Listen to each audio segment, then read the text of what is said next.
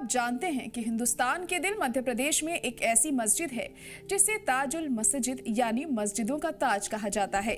एक ऐसी मस्जिद जिसे बनने में 100 साल से भी ज्यादा का वक्त लगा और जिसके सहन में एक साथ 1 लाख से भी ज्यादा लोग नमाज अदा कर सकते हैं।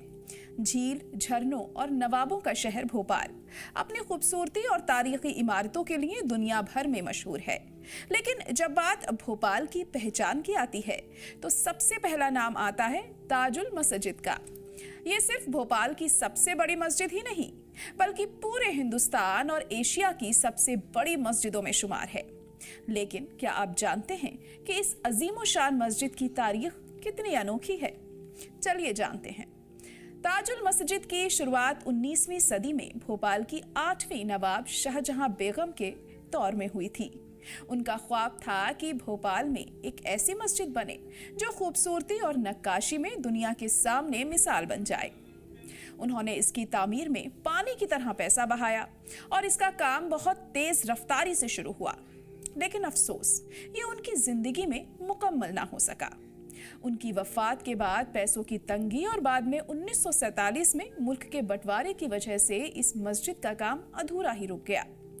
फिर आया साल 1971 जब भोपाल के अवाम और उलेमाओं ने मिलकर इसे पूरा करने का बीड़ा उठाया। इसमें सबसे बड़ा कंट्रीब्यूशन मौलाना इमरान खान नदवी अजहरी और मौलाना सैयद हशमत अली साहब का रहा। उनकी मुसलसल कोशिशों और अवाम के छोटे छोटे डोनेशन और कंट्रीब्यूशन से इसका काम दोबारा शुरू हुआ और आखिरकार 1985 में जाकर ये बड़ी मस्जिद पूरी तरह से बनकर तैयार हुई। यानी जिस मस्जिद की बुनियाद 19वीं सदी में रखी गई थी उसे मुकम्मल होने में 1 सदी का लंबा सफर तय करना पड़ा। अब बात करते हैं इसकी खासियत की। ताजुल मस्जिद का आर्किटेक्चर दिल्ली की जामा मस्जिद से काफी मिलता जुलता है। इसके गुलाबी पत्थरों से बने 18 मंजिला ऊंचे 2 मीनार दूर से ही नजर आ जाते हैं।